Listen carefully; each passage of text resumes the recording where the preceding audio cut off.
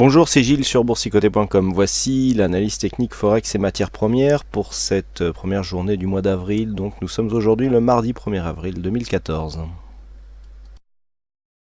Et nous commençons avec l'analyse technique de l'euro-dollar qui confirme sur ce mouvement ce que nous pressentions hier. J'attire votre attention sur le fait que depuis la cassure ici et donc ce retour sur résistance, les cours s'étaient enfoncés.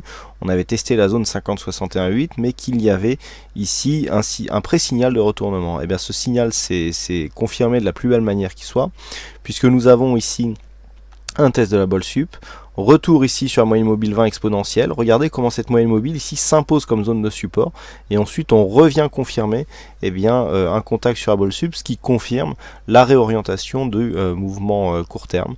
Et donc encore une fois les principes du setting de trading en tendance qui nous donne un très bon point d'entrée ici pour confirmer la hausse. Je vous rappelle que sur une inversion ici du mouvement, même si ici le mouvement n'a pas été bon, je vous avais expliqué que sur ce retournement on avait effectivement Bol Sup qu'ensuite on avait invalidé par Bol inférieur. Donc là on ressortait ici après avoir pris position sur cette moyenne mobile, on ressortait en invalidation sur cette zone, donc il y avait très peu de pertes et on pouvait même reprendre ici un signal à la baisse puisqu'on avait un nouveau contact, signal qui avait été confirmé et donc là on avait pu profiter effectivement d'une plus-value sur cette phase de retournement, alors que nous avions ici une phase de perte qui s'était sortie, donc qui s'était soldée par une perte très petite. Sur ce retournement ici, contact sur la Bol supérieure, on revient ici prendre position sur cette moyenne mobile 20 exponentielle et tout de suite on protège ici sur le premier contact, soit avec le plus haut, soit avec la Bol Sup.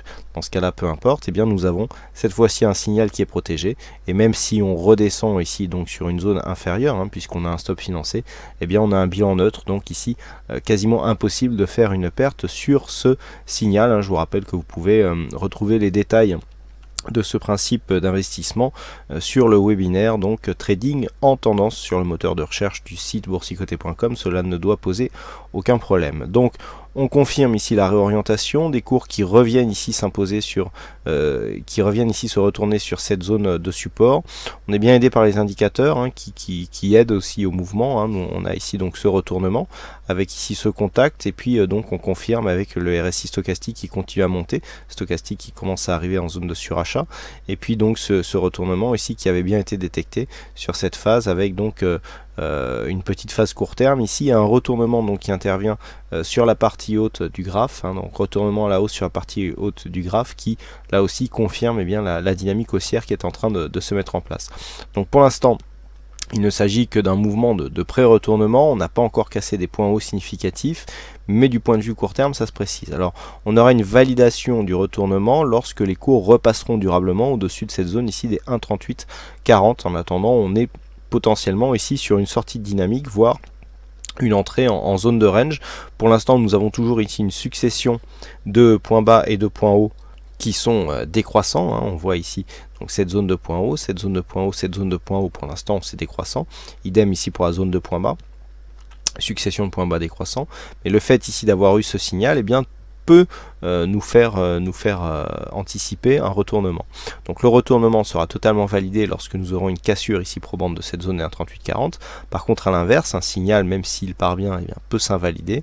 Si nous avions une rupture ici de cette zone des 1,37, nous aurions une invalidation de ce signal de retournement avec une poursuite donc du mouvement baissier court terme. Sur le dollar yen, nous avons ici une belle séquence. Alors comme je vous l'indiquais hier, on a testé à de multiples reprises ici cette zone de résistance. On a cassé avec une hausse de la volatilité. On vient marquer ici une phase d'exagération. On a une belle dynamique. Premier test ici sur la zone des 103,34 qui se solde donc par une petite phase de consolidation. Donc on en était là hier au moment où j'effectuais cette analyse.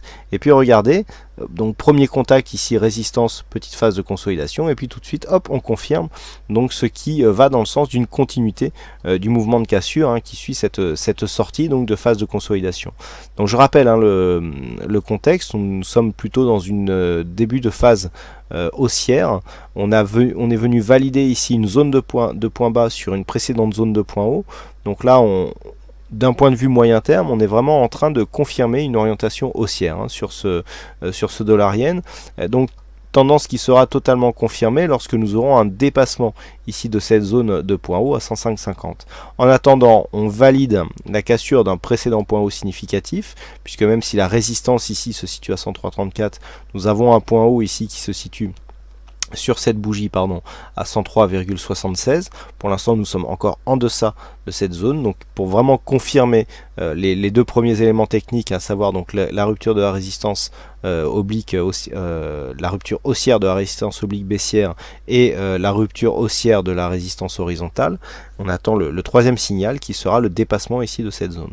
Par contre, une invalidation et donc un retour sous cette zone des 103,34 ira dans le sens d'une pas forcément d'une invalidation, mais en tout cas d'un gros affaiblissement du mouvement haussier, puisque si l'on réintègre ici avec un deuxième point haut similaire, eh bien on validera dans ce cas-là une continuité horizontale.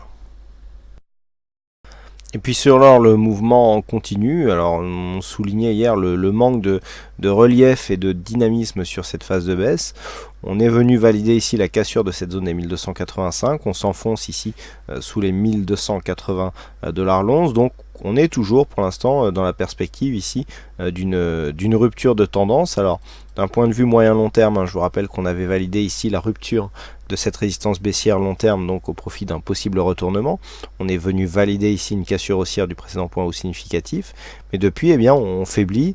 On est en train de tester ici la zone des 50,61,8, donc si on prend l'intégralité ici, cette dynamique, voilà, nous sommes rentrés désormais dans cette zone 50,61,8. Alors nous avons deux signaux possibles, nous allons les décortiquer tout de suite. Premier signal, donc ici, comme nous l'avons vu, par rapport à l'intégralité de la tendance, phase de consolidation, on teste la zone des 50,61,8. Si on se retourne à l'intérieur de cette zone, eh bien, on viendra valider, pourquoi pas, la pérennité de la poursuite de cette phase haussière moyen terme.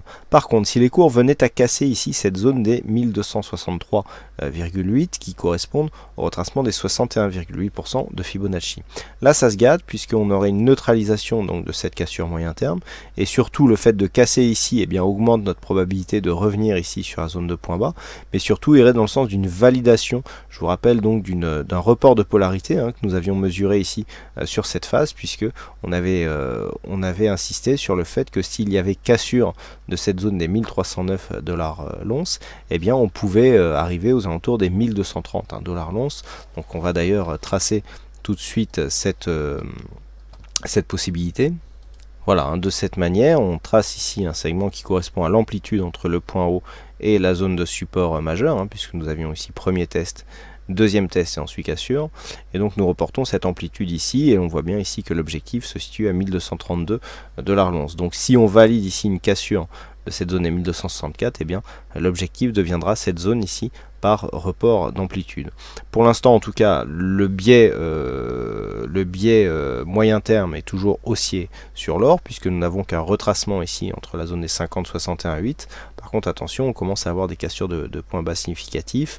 Il ne faudrait pas que cette baisse s'accélère, et vu les indicateurs, nous sommes limite sur achat sur les oscillateurs et un MACD qui donne très peu d'amplitude, on peut continuer encore un petit peu sur ce genre de mouvement, donc sur cet actif gold.